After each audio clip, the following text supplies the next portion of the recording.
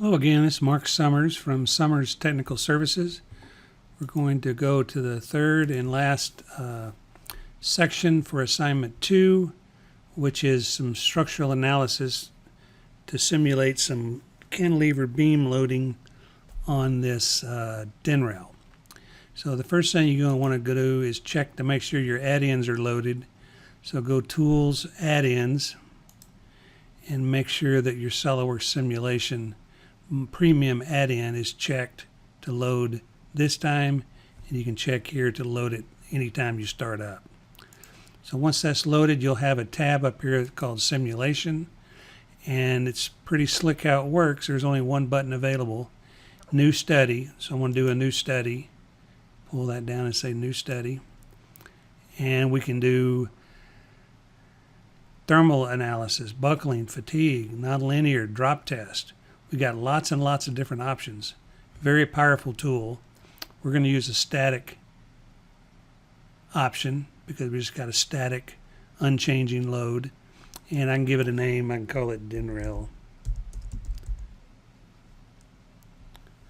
And say OK. So once I've defined the study, now these other buttons are highlighted. I pretty much start from the left and move to the right and run the study. So the first thing is going to be apply material. I've already applied the material in the model. I just need to tell the simulation model to use that material. And you'll notice I've got another tree over here. I've got a tree that starts putting my structural analysis features on here. So if I hit apply material, it pops up and says, well, you've already assigned the material in the model. Would you like to use that on this analysis simulation? So I say yes. I say apply, close. And you'll notice now there's a material assigned in the simulation tree. Next button is Fixture Advisor. I can have different types of constraints. SOLIDWORKS calls them fixtures. I call them constraints. I can have roller, slider, fixed, hinge, lots of different options. The one we're going to use is we're going to weld. It's going to be a cantilever beam. We're going to weld the end of this DIN rail to a wall so it can't move. So we're going to say fixed geometry, and I'm going to spin this around over here, and I'm going to select this end face here, and those arrows are telling me that it can't move in the X direction, can't move in the Y direction, it can't move in the Z direction. It's got a little indicator over here, so that's all I do. Select that face, fixed geometry, say OK. That's step 1. Now I'm going to go to the next button that says external loads, and we can apply torques, forces, pressure, gravity loads, all kinds of different load types. We've got a force to apply, and so we'll click on the force button based on the parameters I gave you earlier. And we want to apply that load on this end face. So I'll zoom in here, select this end face, and default it assumes I want to go normal. I want to go perpendicular to that face, but that's not true. I want it to go vertically in the Y direction. So I have to come down here. Instead of normal, it assumes you want a normal force. I'm going to click on selected direction, and I'm going to define the direction. The blue box is highlighted here. I'm going to define the direction by clicking on this face. And I want this force to be, I want to push this button right here. I want the force to be normal to that plane I just selected. So if I select that button, now the force is going down, and I can type in the value I want. Your number is going to be different. In my case, it's 19.62 newtons. And you get the preview, you get the arrows pointing down, which is what I want, and then I say OK. So now I've got the material defined. There it is in the tree. I've got my fixed geometry on the far end, and I've got my force here applied. Now the next thing I'm going to do is, I don't have any connections. On assembly modeling, you have to add connections. But I'm going to run the study now. I'm ready to run it. I've defined everything I need. But before I do that, I'm not going to run the study. I'm going to create mesh. It does that automatically for you, but I want to show you what's happening here.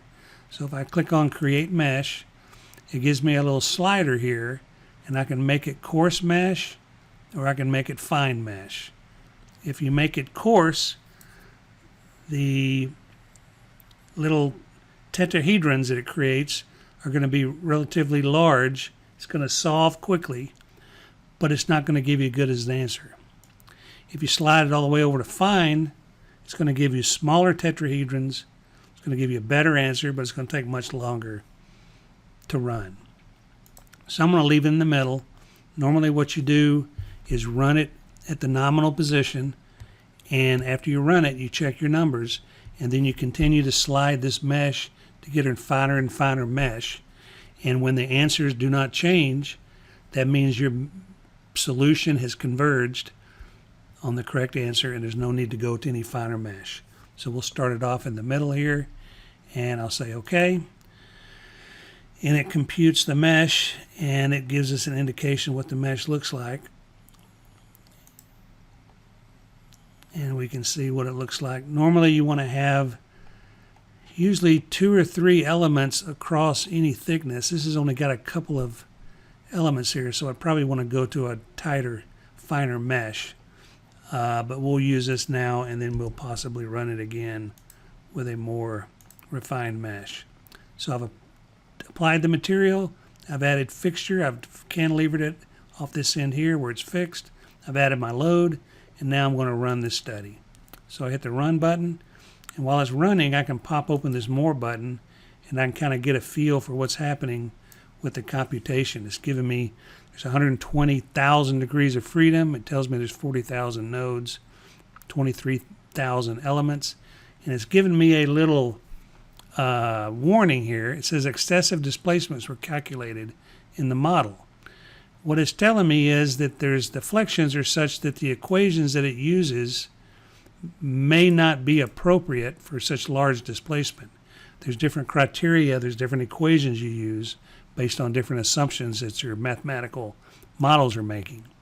And so I'm going to click no to continue to solve with small displacement, so it'll run pretty quickly, but I'll probably want to run it later on with large displacement flag activated and see if I get different answers.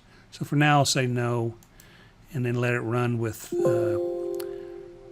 regular displacement assumptions, and I get us some solutions. And so down here in the tree I get some results, and I can ask for different results. It gives me these 3 different results as a default. I can do things like turning on and off this deformed result button up here. There it is, undeformed, and here's an exaggerated deformed state. If I want to right click on these results, I can do things like animate, and I can play it and watch it animate over time and speed it up and slow it down. So there's lots of different options you can do. You can even record these and save them as an AVI file to show your boss what you're working on or your customer. All right, so I want to ask for different displacement. What I want to do is I'm only looking at the vertical displacement, so I want to look at the displacement in the Y direction. So the way I do that is I right click on results, and I want to define a new displacement plot. So I click that button, and I ask for, instead of the resultant displacement, I want U of Y, U sub Y. That's the Y displacement based on this triad down here in the corner. I want it in millimeters, and I'll say OK. Now I can see I've got a color coding here. I can see on the far right end where it's red, it's near 0. E to the minus 6, that's near 0. That's what I would expect. And it gets bigger and bigger as I go down here. And on the blue, the highest displacement over here, 2.973 e to the plus 1. So I move the decimal place over 1. So I've got a 29 millimeter displacement, which is quite a big, almost 30 millimeters. That's more than an inch. So I might need to go rerun that with my large displacement flag check to see if that's really a good value.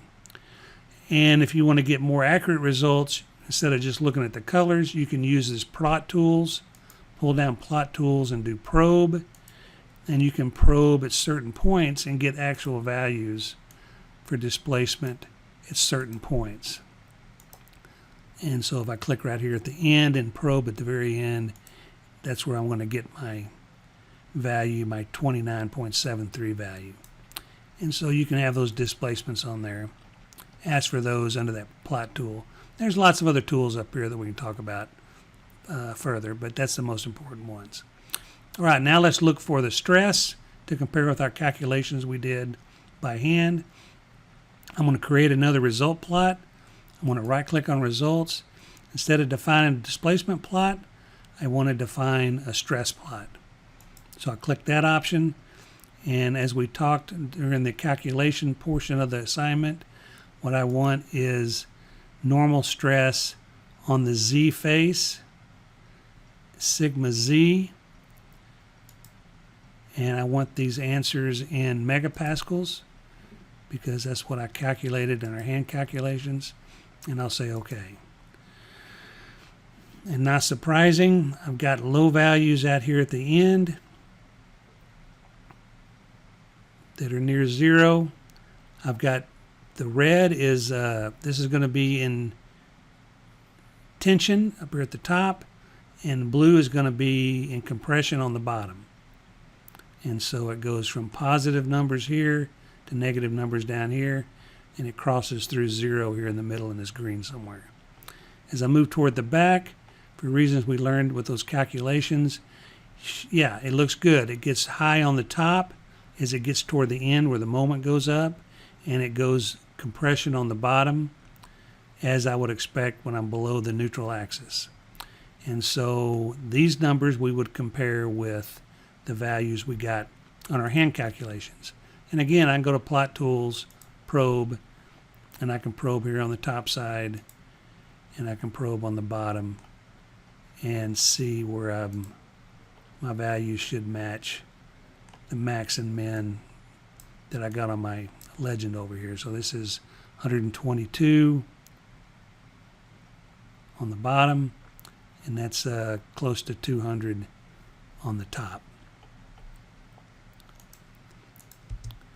And again, on this one, on the stress plot, you can also animate it and turn on and off this deformed result. Okay, so that takes care of assignment 2. All 3 sections. We built the model first. We built a good model. Then in part 2, we turned the good model into a great model by using global variables, making the model parametric, which is what we want to do.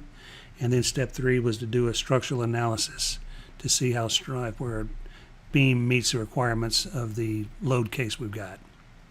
So thanks for watching. Stay tuned for additional videos in the future from Summers Technical Services.